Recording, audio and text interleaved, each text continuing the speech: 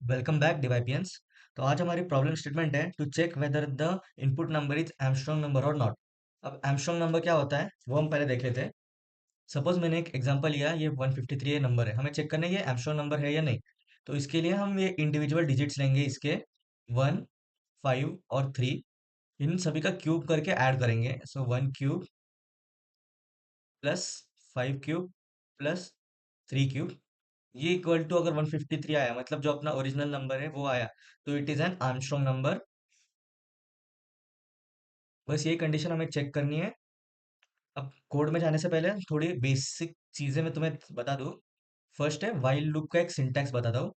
अब while loop कैसे लिखते हैं, पहले हमें वाइल वर्ड लिखना होता है, फिर हमें पैरेंथेसिस देके हमने कंडीशन लिखनी होती है, एंड फिर ये कर्ली ब्रैकेट्स देके हमें अपना कोड लिखना होता है। जो भी कुछ लॉजिक वगैरह लिखना है वो हम इसमें लिखते हैं। ये हमारा सिंटैक्स है फॉर वाइल लूप, ये हम यूज करने वाले हैं इसमें। और एक चीज है, वो है तुम्हें मॉड्यूलो पता है कि नहीं पता नहीं, बट मॉड्यूलो एक ये होता है जो हमें रिमाइंडर देता है। अब एग्जांपल देखते हैं। अगर 10, सॉरी 53 है तो 53 मॉड्यूलो 10, इसका आंसर 3 आएगा, क्योंकि 53 को 10 से डिवाइड करके हमें रिमाइंडर 3 आता है। सो ये मॉड्यूलो का होता है, हमें रिमाइंडर देता है। और डिवीजन का एक होता है, अगर मैंने ऐसे लिखा, ये डिफरेंट होता है डिवीजन से। अगर मैंने ऐसे लिखा 53 डिवाइड इक्वल 10, तो ये हम मुझे 5 रिटर्न करेगा, बिकॉज 53 डिवाइड बाय 10 हो गया 5, हमें क्वेश्चन रिटर्न करेगा, question in the form of integer, या फिर फ्लोट में 5.3 भी दे सकता है, जो तुमने डेटा टाइप दिखा है उसके अकॉर्डिंग। सो डिवाइड इक्वल और मॉड्यूलो ये दोनों डिफरेंट होते हैं, याद रख लेना। ये हमें क्वेश्चन में, हमें कोड लिखने में ये यूज करना है। So let's go to the code. एक ने मुझे वीएस कोड यूज करना सजेस्ट किया था, सो मैं अब वीएस कोड भी ट्राई करूंगा सॉल्व करने के लिए questions.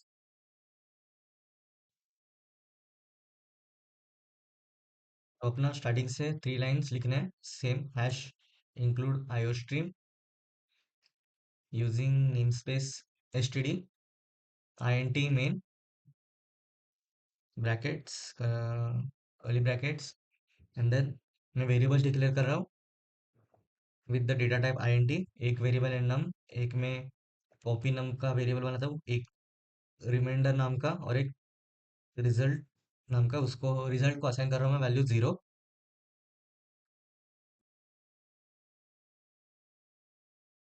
C out enter the number, जो हम इनपुट लेंगे यूजर से, cin number, copy num equals num, मतलब हम नंबर की वैल्यू जो इनपुट लिया है उसको हम एक कॉपी नम नाम के वेरिएबल में सेव करेंगे। फिर इसके बाद ये जो लिख रहा हूँ, ये ब्लॉक ऑफ कोड जो अभी लिखने वाला हूँ, ये बहुत इंपॉर्टेंट है। ये समझा, पूरा प्रॉब्लम समझ जाओगे। Copy num while copy num is not equal to 0, तब तक ये अपना कोड रन होना चाहिए। Parenthesis, sorry curly brackets, then ये रिमाइंडर नाम का वेरिएबल, उसमें मैं कॉपी नम मॉड्यूलो 10 करूँगा। अगर तुम्हें ये जो मैं लिख रहा हूँ इसका लॉजिक समझना है तो कमेंट में लिख दो, तुम्हें लॉजिक चाहिए तो लॉजिक समझना है ऐसे लिख दो कमेंट में, फिर मैं एक अलग से वीडियो बना दूंगा, इसमें इसका पूरा लॉजिक समझाऊंगा डिटेल में विद एग्जांपल्स।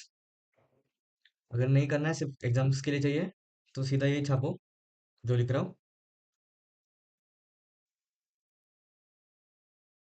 तो हमने क्या किया, while copy num is not equal to 0, reminder ये कॉपी नम मॉड्यूलो 10 रिमाइंडर में स्टोर किया, एंड रिजल्ट में रिमाइंडर का क्यूब ऐड किया। फिर हमने कॉपी नम डिवाइड बाय 10 किया, मतलब जो हमारा एग्जांपल 153 है, 153 डिवाइड बाय 10 15 आएगा, इंटीजर वैल्यू से लेंगे। फिर 15 चेक करेगा ना, 15 इक्वल टू 0 है क्या, नहीं है, तो फिर ये फिर से वही प्रोसेस होगा, 15 डिवाइड बाय 10 मतलब 5 रिमाइंडर में होगा, फिर 5 का क्यूब, एंड ऐसे ये रिपीट होता रहेगा जब तक 0 नहीं होता।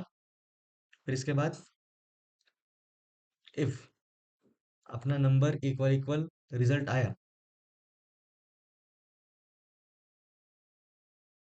तो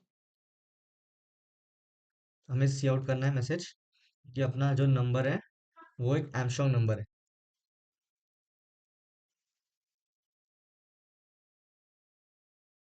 एंड अगर नहीं है, मतलब एल्स,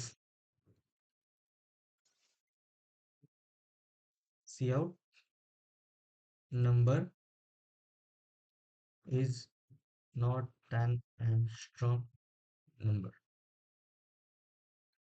लास्ट में अपना last statement return zero and done.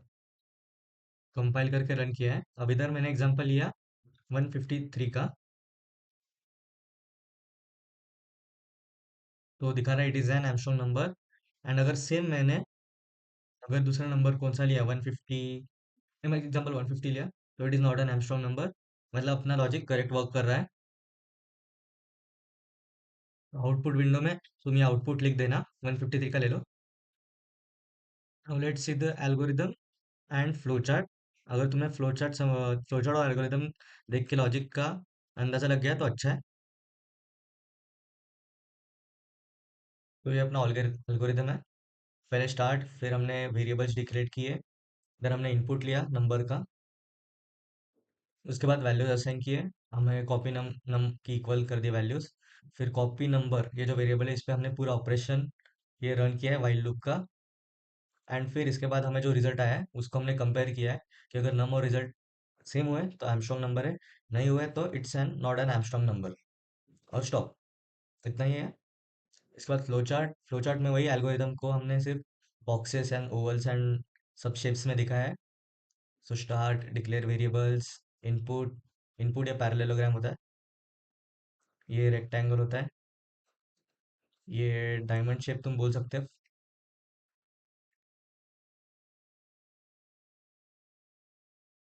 ये अपना लॉजिक है। अब अगर ये कंडीशन है वाइल, वाइल ये जो कंडीशन अगर ट्रू हुई तो ये अपना लॉजिक है वो वर्क करेगा।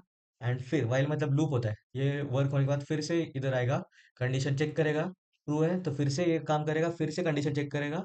अगर इस टाइम कंडीशन फॉल्स हुई तो वो डायरेक्टली इधर आएगा और रिजल्ट्स चेक करेगा, और रिजल्ट्स चेक करेगा। अगर वो इक्वल हुए तो ये देगा प्रिंट एमस्ट्रॉन्ग नंबर, नहीं हुआ है तो नॉट एन एमस्ट्रॉन्ग नंबर। ऐसा ये फ्लो चार्ट ड्रॉ करना पड़ता है। एंड लास्ट में स्टॉप। स्टॉप को तुम्हें दोनों एरोज ऐसे दिखाने पड़ेंगे, कैसे तो ज्वाइन करके दिखा दो, ये इधर से दिखाओ और ये ऐसे घुमा के दिखा दो।